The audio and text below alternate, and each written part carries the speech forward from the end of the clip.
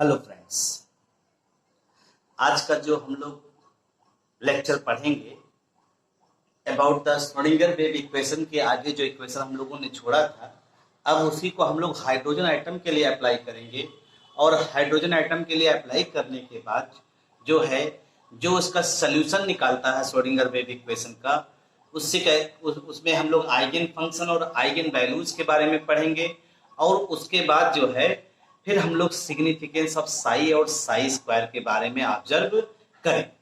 तो आइए देखते हैं, हम लोग ऑब्जर्व करते हैं। तो सबसे पहला चीज जो है आपने यहां तक पढ़ा हुआ, अगर आपको याद हो, different form of Schrodinger wave equation लिया था। तो हमने एक लिया था D square psi D X square plus D square psi D Y square plus D square psi D Z square और plus 8 pi square M upon H square. और ये फार्मूला आया था E minus V into psi is equal to 0। ये equation आता है यहाँ। अब हम लोगों ने यहाँ भी पोटेंशियल एनर्जी माना था, ठीक, भी पोटेंशियल एनर्जी माना था। अगर इसी चीज को हम लोग वहां पे हम अगर याद हुआ आपने पढ़ा था पोटेंशियल एनर्जी इलेक्ट्रॉन का निकालने के लिए। तो जैसे हमने, अगर आपको याद हो, तो ये इलेक्ट्रॉन है और इनके बीच की डिस्टेंस कुछ न्यूक्लियस के बीच की डिस्टेंस है। ये न्यूक्लियस और होल एटम न्यूट्रल होता है, ये भी हमने बताया था। तो इलेक्ट्रॉन पे जो चार्ज होता है माइनस है, तो यहाँ पर जो चार्ज होगा वो क्या होगा, प्लस होगा। वही चार्ज बस प्लस में होगा। न्यूक्लियस में क्या पाए जाते हैं, प्रोटॉन। तो प्रोटॉन का मतलब एटॉमिक नंबर, और एटॉमिक नंबर किससे डिनोट करते हैं, जेड से। तो ये हो गया आपका जेड, ठीक। और इन दोनों के बीच की जो डिस्टेंस है उसे हम लोग किससे डिनोट कर सकते हैं, आर से। उसे हम लोग आर से डिनोट कर सकते हैं।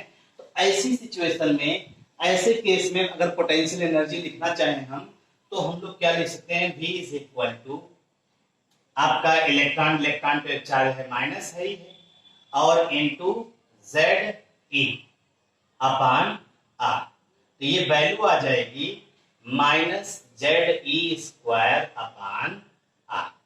ये आपकी इलेक्ट्रॉन की एनर्जी हो गई, ये इलेक्ट्रॉन की पोटेंशियल एनर्जी हो गई। जब इनफाइनाइट डिस्टेंस पे होगा भाई, अगर इलेक्ट्रॉन न्यूक्लियस के बीच इनफाइनाइट डिस्टेंस है तो पोटेंशियल एनर्जी कितनी होती है, 0। तो हमने मान लिया अगर इलेक्ट्रॉन न्यूक्लियस से आर डिस्टेंस पे है, उस सिचुएशन में इसकी पोटेंशियल एनर्जी कितनी होगी, minus Z E square upon R. अब इसी वैल्यू में अगर यहाँ पे सब्स्टिट्यूट कर दीजिए minus Z E square upon R की जगह, तो ये इक्वेशन आ जाएगा पुट द वैल्यू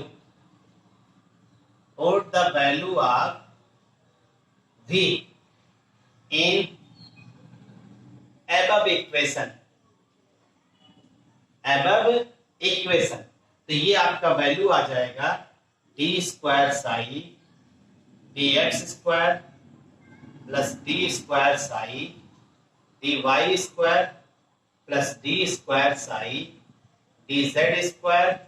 और ये आपका जो फार्मूला आ जा रहा है plus 8 pi square M upon H square E minus minus क्या हो जाएगा, plus Z E square upon R into psi is equal to 0।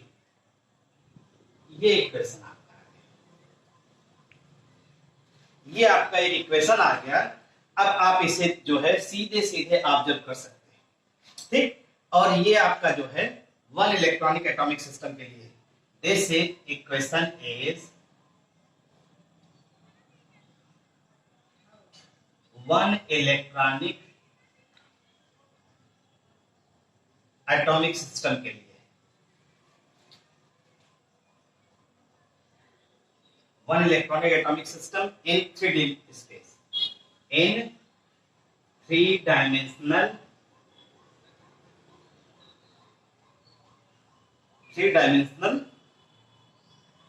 ठीक है, इन 3 डायमेंशनल स्पेस। और ये इक्वेशन आपका तो इसे भी इक्वेशन नंबर 1 हम ले सकते हैं, कोई भी नंबर दे सकते हैं। नंबर हम लोग जो है आगे इसे ए मान के यहाँ से स्टार्ट करें। अगर इसी को आप हाइड्रोजन एटम के लिए इस्तेमाल करें, अब देखिए इसी इक्वेशन ए को अगर हम हाइड्रोजन एटम के लिए इस्तेमाल करें, equation A is apply for hydrogen atom, तो अगर हम लोग हाइड्रोजन एटम के लिए अप्लाई करें तब देखिए क्या हो जाएगा। For hydrogen atom,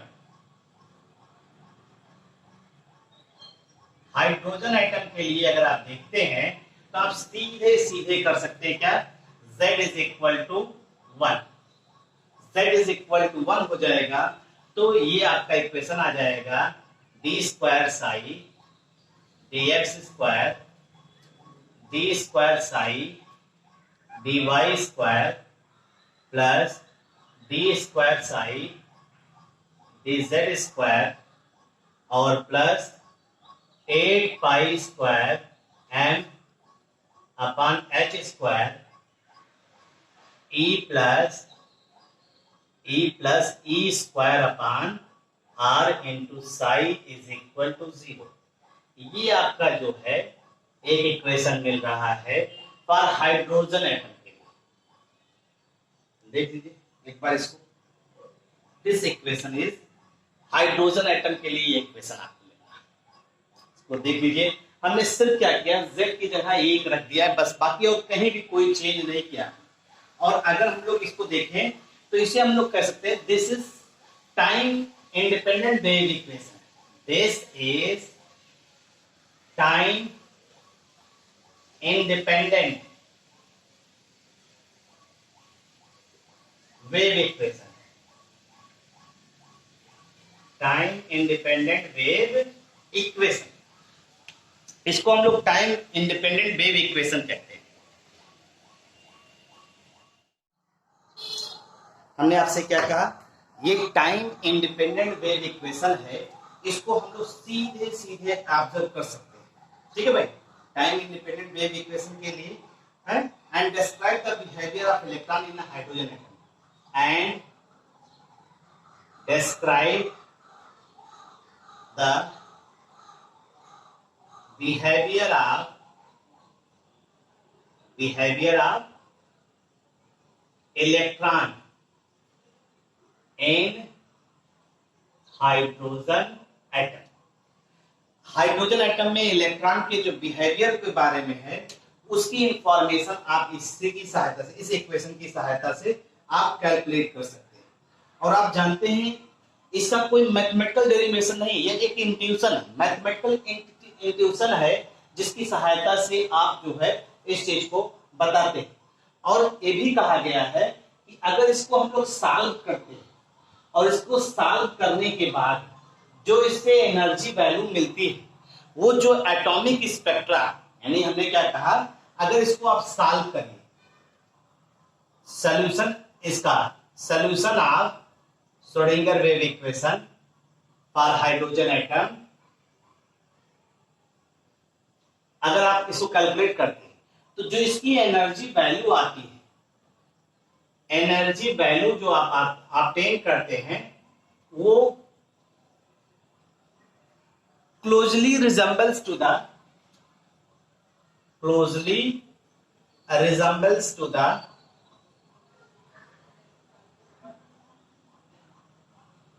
atomic spectrum of hydrogen atom. जो एटॉमिक स्पेक्ट्रम में हाइड्रोजन एटम का हम लोग एनर्जी कैलकुलेट किए थे वो, और या कहिए कि and Bohr model of an atom. तो बोर मॉडल एटम या एटॉमिक स्पेक्ट्रम से जो हाइड्रोजन हम लोग हाइड्रोजन की एनर्जी कैलकुलेट किए थे, इस फार्मूले से भी वो एनर्जी की वैल्यू लगभग वही आती है। तो ये काफी क्लोजली रिलेटेड है, मतलब इसका मतलब ये जो इंफॉर्मेशन दे रहा है वो क्या है, सही। ठीक है भाई, तो ये चीज है। तो अब आप आइए देखते हैं जो श्रोडिंगर वेव इक्वेशन का सॉल्यूशन है उसको हम लोग ऑब्जर्व करें। अब देखिए, हमने आपसे कहा कि अगर श्रोडिंगर वेव इक्वेशन के हम लोग सॉल्यूशन की बात करते हैं तो श्रोडिंगर वेव इक्वेशन के सॉल्यूशन से हमें डिफरेंट वैल्यूज ऑफ साई मिलता है। Gives different values of Sai. Sai मिलता है। साई हमने आपको बताया ना, साई को हम लोग जो है वेव फंक्शन कहते हैं। इलेक्ट्रॉन के एम्पलीट्यूड के बारे में ये हमें इंफॉर्मेशन देता है। अभी हम लोग साई के बारे में बहुत सी चीजें पढ़ेंगे जिनके बारे में आप हो सकता है न जानते हो। तो gives different values of Sai, यानी जो श्रोडिंगर वेव इक्वेशन आपने ऑब्टेन किया था, अगर उसी को ऑब्जर्व करिए तो आप उसकी सहायता से कई डिफरेंट वैल्यूज आप साई की वैल्यू को कैलकुलेट करते हैं। अगर हम इसी को ऑब्जर्व करें, ठीक, तो हमने क्या कहा कि अगर श्रोडिंगर वेव इक्वेशन को आप सॉल्व करते हैं फॉर हाइड्रोजन एटम के, गिव्स डिफरेंट वैल्यू, ये अलग अलग वैल्यू देता है।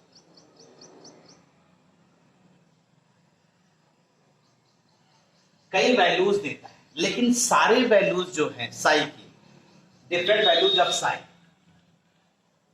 Different values of Sai, Sai के जो वैल्यूज हैं वो सारे वैल्यूज एक्सेप्टेबल नहीं है। वही वैल्यूज एक्सेप्टेबल हैं जिनका कुछ ना कुछ फिजिकल सिग्निफिकेंस है, जो कुछ ना कुछ कंडीशंस को फॉलो करते हुए जो है ऑब्टेन होते हैं। यानी श्रोडिंगर वेव इक्वेशन का जो सॉल्यूशन आपने ऑब्टेन किया, उससे जो अलग अलग वैल्यू मिल रही है साई की सारी साई की वैल्यू एक्सेप्टेबल नहीं, एक्सेप्टेबल या परमिसिबल नहीं। वही वैल्यू परमिसिबल है जो सर्टेन कंडीशंस को फॉलो करते हुए अप्लाई। ठीक है भाई, जैसे हम लोग अगर इसी को ध्यान दें तो ऐसे value, those values which have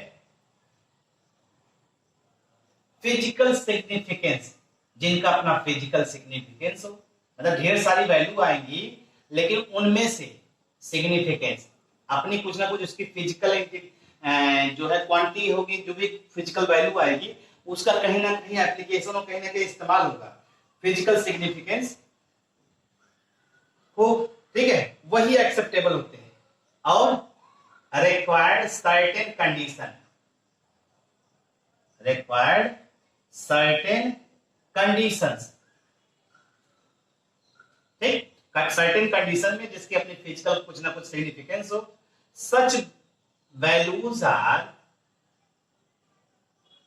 acceptable, ऐसी ही वैल्यूज एक्सेप्टेबल होती है। हमने क्या कहा, फिर सुन लीजिए, श्रोडिंगर वेव इक्वेशन के सॉल्यूशन से हमें कई वैल्यूज साई की मिलती है, और जो साई की अलग अलग वैल्यूज होती है हाइड्रोजन एटम के लिए, सारी वैल्यूज एक्सेप्टेबल नहीं होती, क्योंकि सारी वैल्यूज का कोई फिजिकल सिग्निफिकेंस नहीं, जिनका सिग्निफिकेंस है जो सर्टेन कंडीशंस पे फॉलो करते हुए ऑब्टेन की जाती हैं और जिनका अपना सिग्निफिकेंस है, ऐसे ही वैल्यूज को हम लोग एक्सेप्ट करते हैं, मतलब वही वैल्यूज एक्सेप्टेबल, और ऐसे ही वैल्यू को हम लोग क्या कहते हैं, दैट इज कॉल्ड, आप बुक में पढ़िएगा, आइगेन फंक्शन। ऐसे ही वैल्यू को हम लोग क्या कहते हैं, आइगेन फंक्शन, और इस फंक्शन के करस्पॉन्डिंग जो एनर्जी होगी उसी को हम लोग आइगेन एनर्जी कहते हैं। ठीक है, the value corresponding to the value of energy corresponding to this function are called what, eigen value, eigen value या आइगेन एनर्जी, जो भी आप कहिए, आइगेन वैल्यू जिसे कहते हैं। ठीक है भाई, जो एनर्जी आपने ऑब्टेन किया है श्रोडिंगर वेव इक्वेशन की सहायता से, और जो भी वैल्यू आपने कंडीशन कौन सा जिसका अपना फिजिकल सिग्निफिकेंस किसी न किसी कंडीशंस को फॉलो करते हुए वैल्यू ऑब्टेन किया गया उसे आइगन वैल्यू आइगन फंक्शन कहते हैं। ये आपके यहाँ वर्ड टर्म यूज हुआ है, थोड़ा सा इसको ध्यान दीजिएगा। ठीक, आइगन वैल्यूज क्या होता है, आइगन फंक्शन क्या होता है। तो हमने क्या कहा, अगर श्रोडिंगर वेव इक्वेशन का हम लोग जो है सॉल्यूशन निकालते हैं हाइड्रोजन एटम के लिए, तो कई वैल्यू साइज की आती हैं, सारी वैल्यूज परमिसिबल नहीं होती हैं, वही वैल्यू परमिसिबल होती है जिनका अपना फिजिकल सिग्निफिकेंस होता है, जो सर्टेन कंडीशंस को फॉलो करते हुए ऑब्टेन की जाती है। ऐसे फंक्शन को हम लोग आइगन फंक्शन कहते हैं और इसी आइगन फंक्शन के करस्पॉन्डिंग जो एनर्जी होती है उसे आइगन वैल्यू कहते हैं।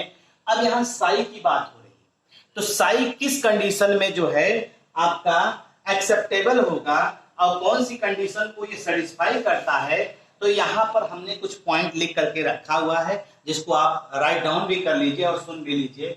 यहाँ पे हमने लिखा हुआ है conditions which a wave function psi must satisfy before it is acceptable। यानी आपने कहा कौन सी कंडीशन और जिसमें ये वैल्यू क्या होती है, एक्सेप्टेबल होती है। तो देखिए psi must be single valued at any point in space। 3D space की बात करें तो psi की वैल्यू हर जगह एक समान होगी, ऐसा नहीं कि किसी एक पिन पॉइंट पे दूसरी वैल्यू होगी, दूसरे पिन पॉइंट पे दूसरी वैल्यू होगी, ऐसी कोई कंडीशन नहीं।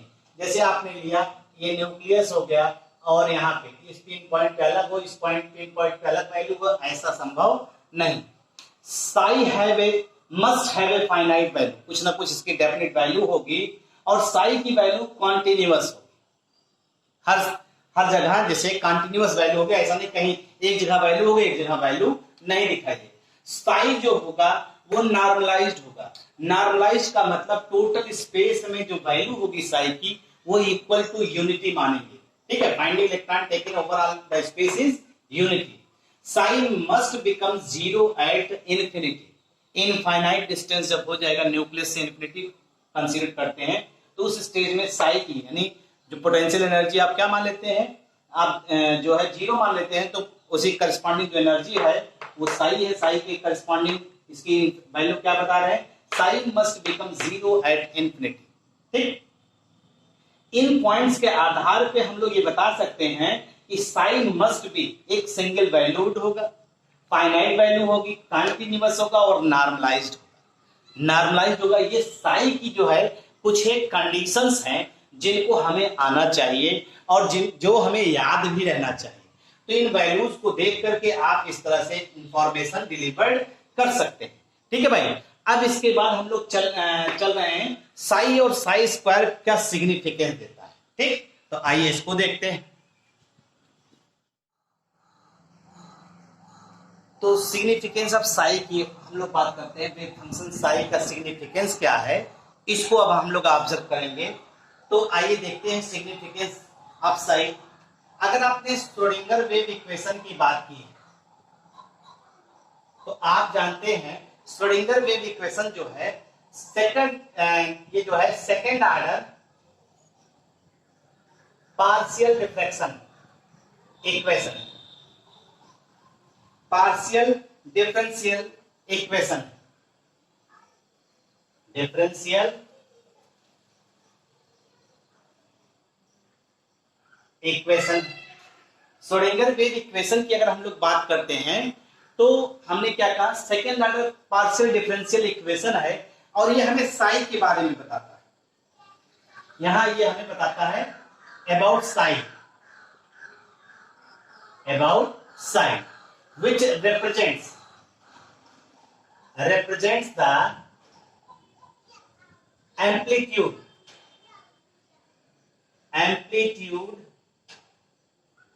of electron wave.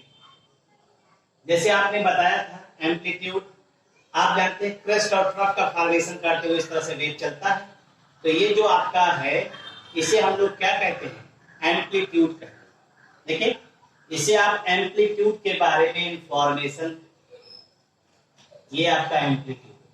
तो ये हमें एम्पलीट्यूड ऑफ इलेक्ट्रॉन वेव के बारे में जानकारी कौन देता है, साई देता है। ठीक, अगर हम लोग इसी की बात करें तो थोड़ा सा हम लोग इसी बेस को लेकर के, इसी इलेक्ट्रॉन वेव को लेकर कुछ और वेव को लेते हैं। let us consider some other waves, some other example। जैसे हम कुछ और एग्जाम्पल लेते हैं, और वो एग्जाम्पल में जो है हम लोग कौन कौन सा लेते हैं, वाटर वेव ले रहे हैं, वाटर वेव्स की बात कर रहे हैं, ठीक है, साउंड वेव की बात कर रहे हैं, इलेक्ट्रोमैग्नेटिक वेव की बात कर रहे हैं, इलेक्ट्रोमैग्नेटिक वेव की बात कर रहे हैं। इस तरह से तमाम चीजें हैं जिनको हम लोग ऑब्जर्व कर रहे हैं और जिनकी सहायता से हम लोग ये बताने चल रहे हैं, ठीक है भाई। तमाम फैक्टर्स हैं जिनको हम लोग यहाँ पे फाइंड आउट करेंगे और बताएंगे। तो अगर इलेक्ट्रोमैग्नेटिक वेव की बात कर रहे हैं, ध्यान दीजिएगा, वाटर वेव्स की सहायता से, वाटर वेव की सहायता से अगर हम लोग देखें तो आपने देखा होगा वाटर वेव में देखा होगा, अगर वाटर का मोशन जैसे देखिए ये इस तरह से मूवमेंट करता है, वाटर की लेयर मूवमेंट कर रही है इस तरह से, ठीक। अब ये मीन है, तो जब वाटर का मूवमेंट होता है, काफी तेजी से मूवमेंट होता है, तो इस तरह से मूवमेंट करना शुरू करता है मीन लेवल से। और ये मीन लेवल से इसका जो मूवमेंट होता है, ये हमें क्या बता रहा है, एम्पलीट्यूड के बारे में। अरे भाई, आपने कभी देखा होगा ज्वार और भाटा जैसे आते हैं तो पानी जैसे मूवमेंट कर रहा है, स्मूथली मूवमेंट कर रहा है, अचानक बहुत तेजी से जब कंपन शुरू होता है, धीरे से यूं मूवमेंट होता है, फिर मीन तक आता है, फिर मूवमेंट होता है, फिर मीन तक आता है। तो ये जो मूवमेंट है, इस मूवमेंट को हम लोग क्या दिखा रहे हैं, एम्पलीट्यूड दिखा रहे हैं।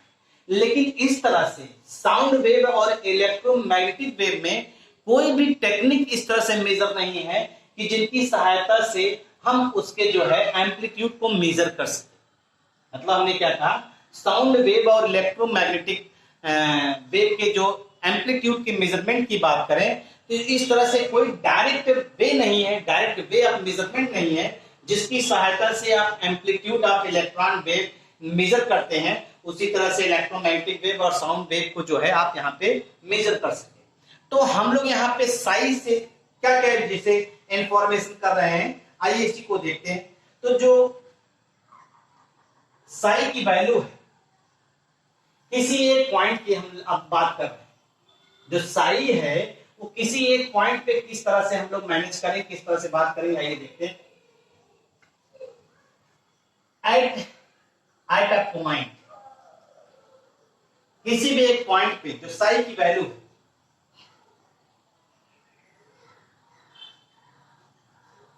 ठीक है भाई, the amplitude of wave, amplitude of wave is directly proportional to the intensity of light, intensity of light, ठीक है। यानी आप सीधे सीधे कह सकते हैं एम्पलीट्यूड ऑफ वेव, वेव क्या, एम्पलीट्यूड ले लीजिए किसका, चाहे लाइट का ले लीजिए, चाहे इलेक्ट्रोमैग्नेटिक रेडिएशन का ले लीजिए, और वो डायरेक्टली प्रोपोर्शनल किसके होगा, इंटेंसिटी। और इंटेंसिटी किस पर डिपेंड करती है, इंटेंसिटी ऑफ लाइट, देखिए।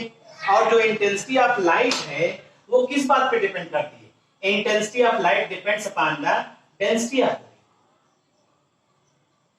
क्योंकि नंबर ऑफ फोटॉन्स की बात हो रही है यहाँ पे, डेंसिटी ऑफ लाइट या डेंसिटी ऑफ लाइट। अगर इसी कॉन्सेप्ट को, अगर हम लोग इसी कॉन्सेप्ट को अप्लाई करें इलेक्ट्रॉन वेव के लिए, इलेक्ट्रॉन वेव के लिए अप्लाई करें, same concept apply for electron wave. अगर इलेक्ट्रॉन वेव के लिए अप्लाई करें तब क्या होगा, इलेक्ट्रॉन वेव के लिए अगर अप्लाई करते हैं तो हम लोग सीधे सीधे कह सकते हैं कि जो इलेक्ट्रॉन का फंक्शन कौन है, साइन। तो एम्पलीट्यूड की इंफॉर्मेशन कौन दे रहा है, इंटेंसिटी ऑफ लाइट, एम्पलीट्यूड की इंफॉर्मेशन इंटेंसिटी ऑफ लाइट और डेंसिटी ऑफ लाइट। तो हम लोग सीधे सीधे कह सकते हैं amplitude of electron wave, amplitude of electron wave, amplitude of electron wave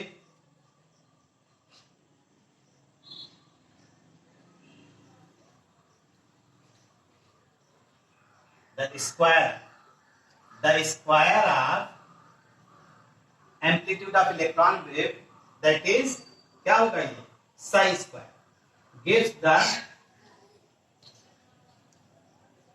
electron density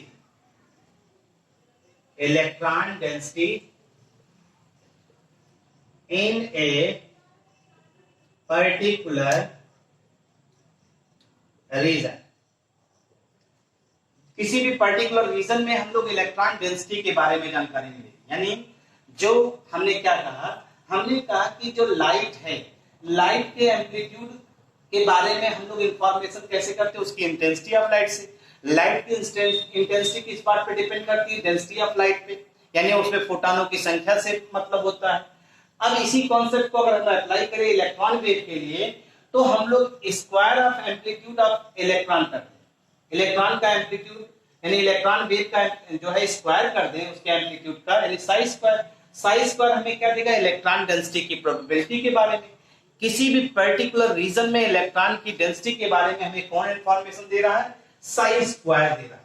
ठीक है भाई, यही चीज तो आप कह रहे हैं। तो ये सीधे सीधे आप कह सकते हैं कि साई स्क्वायर हमें जानकारी क्या चीज दे रहा है कि किसी पर्टिकुलर रीजन में साई स्क्वायर की वैल्यू से हम लोग इलेक्ट्रॉन डेंसिटी के बारे में जानकारी कलेक्ट कर सकते हैं। ठीक है, at a given points, at a region, particular region या or at a given point,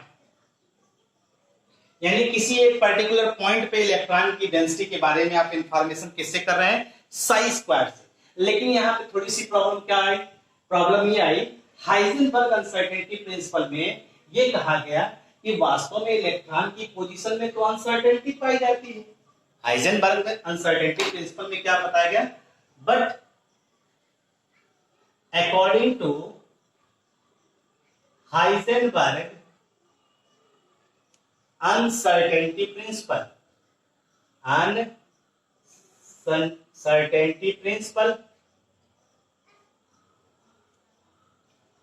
there is uncertainty in position,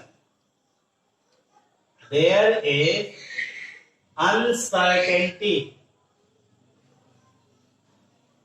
in position of electron, uncertainty in position of electron। Electron की जो पोजीशन है, electron की position में uncertainty पाई जाती है। ठीक, तो आप सीधे सीधे ये नहीं कह सकते हैं कि किसी भी एक पॉइंट पे इलेक्ट्रॉन की डेंसिटी जो है या प्रोबेबिलिटी जो है, बिल्कुल उसी पॉइंट को नहीं डिफाइन करेंगे। आप बताएंगे इलेक्ट्रॉन की प्रोबेबिलिटी के बारे में, इलेक्ट्रॉन की प्रोबेबिलिटी यानी एग्जैक्ट लोकेशन, एग्जैक्ट पोजीशन नहीं बताएंगे। आप साई स्क्वायर से क्या बताएंगे, probability of finding electron, means hence we can say that on the basis of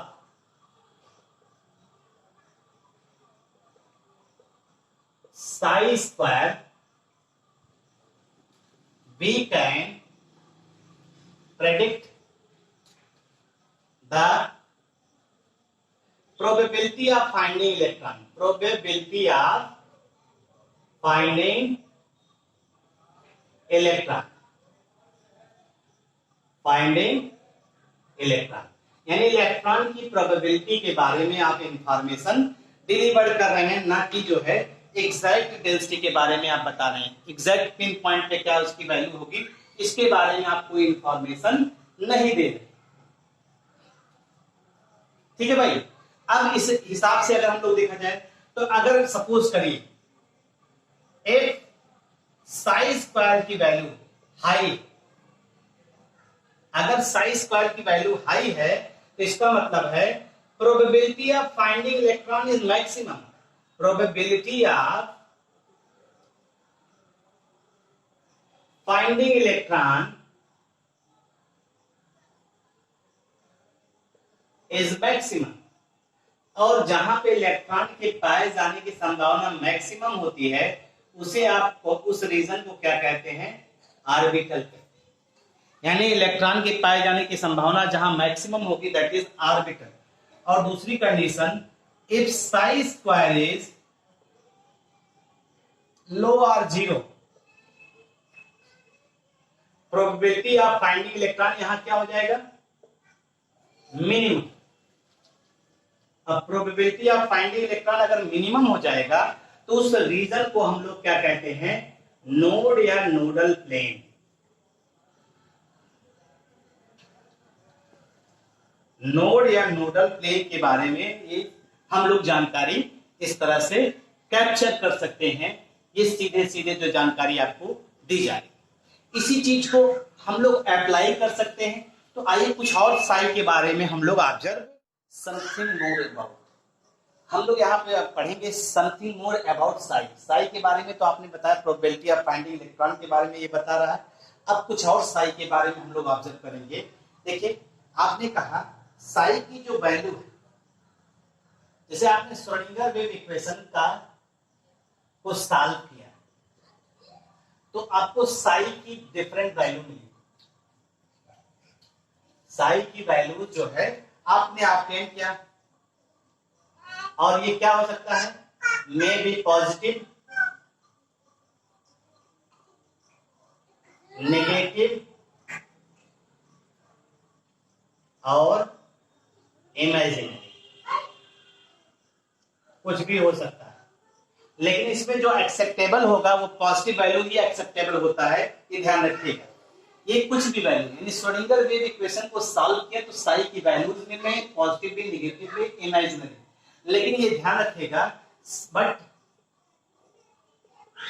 Sai square is always positive. Positive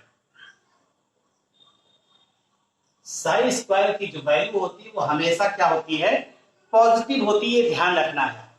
Sai square की जो वैल्यू आएगी वो हमेशा पॉजिटिव होगी, और हमेशा जान लीजिए and always real, and real, positive value होगी और रियल होगा, ये ध्यान रखिएगा। यानी श्रोडिंगर वेव इक्वेशन को हम लोग सॉल्व करते हैं, सॉल्व करने के बाद हमेशा रियल और पॉजिटिव वैल्यू आती है।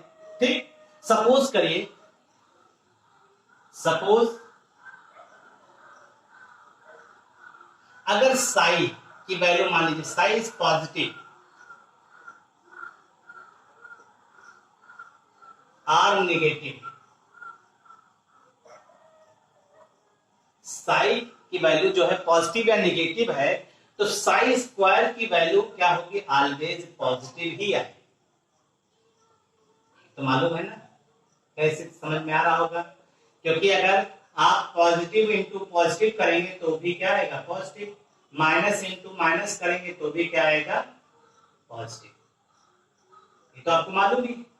अगर साई की वैल्यू पॉजिटिव है तो साई स्क्वायर की वैल्यू पॉजिटिव आएगी, और साई की वैल्यू अगर नेगेटिव है तो माइनस माइनस का मल्टीप्लाई भी क्या आएगा, आपका पॉजिटिव आएगा। तो इस तरह से हम लोग कह सकते हैं साई स्क्वायर की वैल्यू हमेशा पॉजिटिव और रियल ही रहेगी। इस चीज को हम लोग जो है हमेशा ध्यान रखिएगा। अब हम लोग एक न्यू क्वांटिटी जो है इंट्रोड्यूस कर रहे हैं। अब जैसे ये तो हो गया दोनों वैल्यू, ये दोनों वैल्यू हो गया, एक दो। अब इमेजिनरी के लिए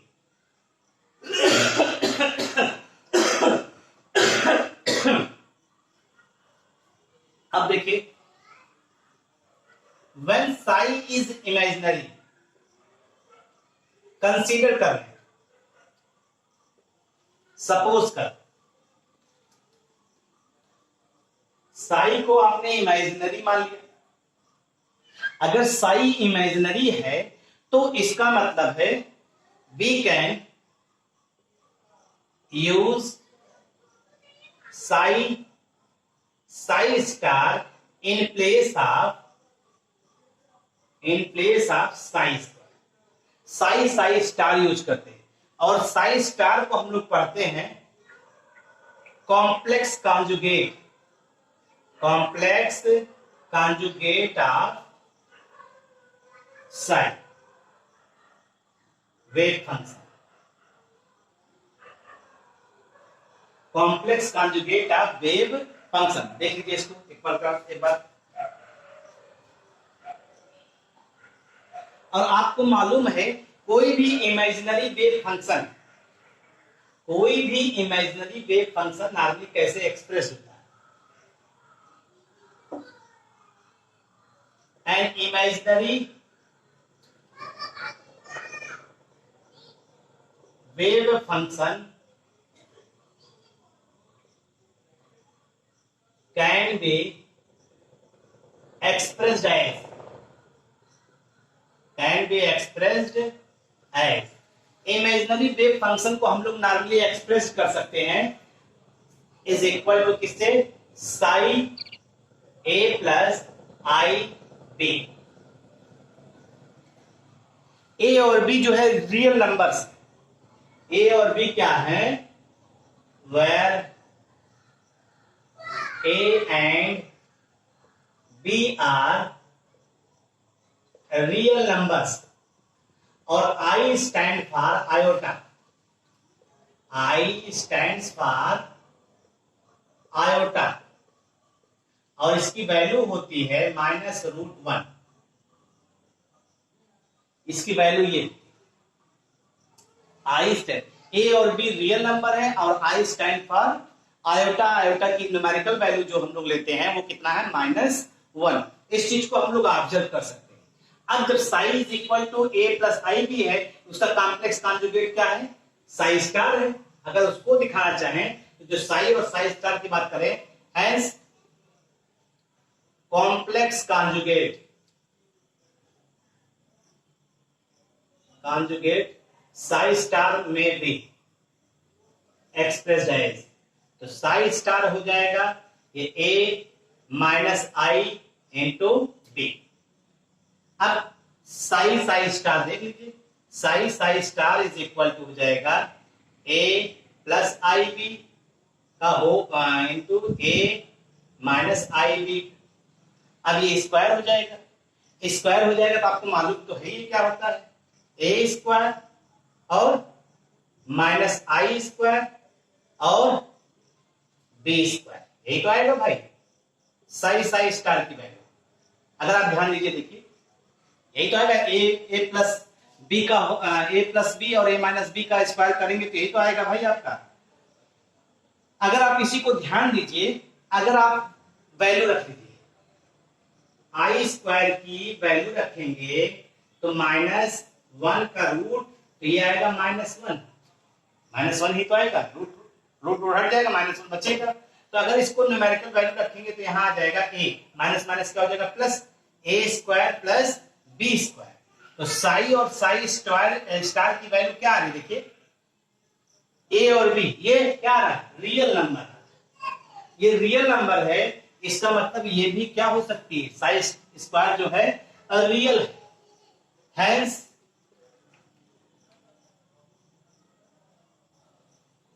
hence Sai is equal to psi star, then we can write psi star is equal to psi square। इसको लिख सकते हैं साई स्क्वायर की सहायता से, ठीक, क्योंकि यहां पे क्या आ रहा है, साई और साई स्टार, ये आपका क्या आ रहा है, रियल क्वांटिटी आ रही है, ये रियल क्वांटिटी आ रही है। जब रियल क्वांटिटी है तो साई बराबर साई स्टार होगा, तो साई स्टार की जगह पे हम लोग ये, तो इसका मतलब है इमेजिनरी मान के कर रहे हैं तो हमें मिल क्या रहा है, रियल क्वांटिटी मिल रही है, इसलिए इमेजिनरी वैल्यू को भी आप फाइंड आउट कर रहे हैं। इमेजिनरी मान करके सॉल्व किया तो हमें रियल मिल रहा है, इसका मतलब साई स्क्वायर की वैल्यू क्या है, साई स्क्वायर एक क्या है, रियल क्वांटिटी है, रियल क्वांटिटी।